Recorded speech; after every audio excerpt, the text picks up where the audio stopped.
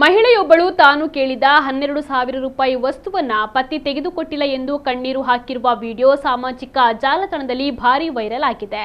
ಮಹಿಳೆ 12,000 ರೂಪಾಯಿಯ ಬಟ್ಟೆ ಕೊಡಿಸುತ್ತಾರೆ ಎಂದು ಅಂಗಡಿಯಲ್ಲಿ 1 ಗಂಟೆ ಕೂತಿದ್ದಾಳೆ. ಆದರೂ ಕೂಡ ಗಂಡ ತೆಗೆದುಕೊಟ್ಟಿಲ್ಲ ಎಂದು ಕಣ್ಣೀರನ್ನ ಹಾಕಿದ್ದಾಳೆ. ಇದಕ್ಕೆ ಗಂಡ ಕೂಡ ನಿರಾಕರಿಸಿದ್ದಾನೆ. ಈ ಕಾರಣಕ್ಕೆ ಚಿಕ್ಕ ಮಕ್ಕಳಂತೆ ಕಣ್ಣೀರು ಹಾಕಿದ್ದಾಳೆ. ಮಧ್ಯಮ ವರ್ಗದಲ್ಲಿ ಇಂತಹ ಆಸೆಗಳು ಸಹಜ. ಆದರೆ ಇಂತಹ ಆಸೆಗಳನ್ನ ಈಡೇರಿಸುವ ಮುನ್ನ ಮನೆಯ ಗಂಡಸಿನ ಪರಿಸ್ಥಿತಿಯನ್ನು ನೋಡಬೇಕು ಎಂದು ವಿಡಿಯೋವನ್ನು ನೋಡಿದ ನೆಟ್ಟಿಗರು ಕಮೆಂಟ್ಸ್ ಅನ್ನು ಮಾಡಿದ್ದಾರೆ.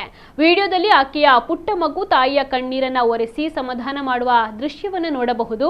ಮನೆಯಲ್ಲಿ ಕೆಲಸ ಮಾಡುವ ಗೃಹಿಣಿಗೆ ತನ್ನ ಆಸೆಗಳನ್ನ ಈಡೇರಿಸಿಕೊಳ್ಳಲು ಪತಿಯ ಮೇಲೆಯೇ ಅವಲಂಬಿತಳಾಗಬೇಕಾದಂತಹ ಅಸಹಾಯಕತೆ ಇದೆ ಎಂದು ಒಂದು ಕಡೆ ವಾದವಾದರೆ, ಇನ್ನೊಂದು ಕಡೆ ಇಂದಿನ ದಿನಗಳಲ್ಲಿ 12,000 ರೂಪಾಯಿ ಎಂಬುದು ಒಂದು ಮಧ್ಯಮ ವರ್ಗದ ಕುಟುಂಬಕ್ಕೆ ದೊಡ್ಡ ಮೊತ್ತ. ಕೇವಲ ಒಂದು ವಸ್ತುವಿಗಾಗಿ ಅಥವಾ ಬಟ್ಟೆಗಾಗಿ ಇಷ್ಟು ಹಣವನ್ನ ಖರ್ಚು ಮಾಡುವುದು ಸರಿಯಲ್ಲ. ಹಣದ ಮೌಲ್ಯವನ್ನ ತಿಳಿಯದೆ ಕಣ್ಣೀರು ಹಾಕುವುದು ಸಣ್ಣ ಬುದ್ಧಿ ಎಂದು ಕಮೆಂಟ್ಸ್ ಅನ್ನ ಮಾಡಿದ್ದಾರೆ.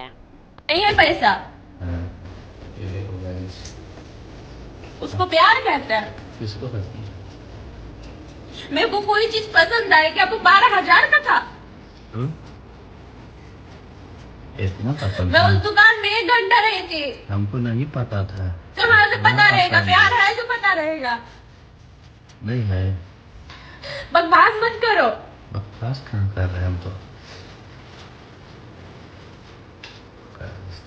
यहाँ पे बहुत ज्यादा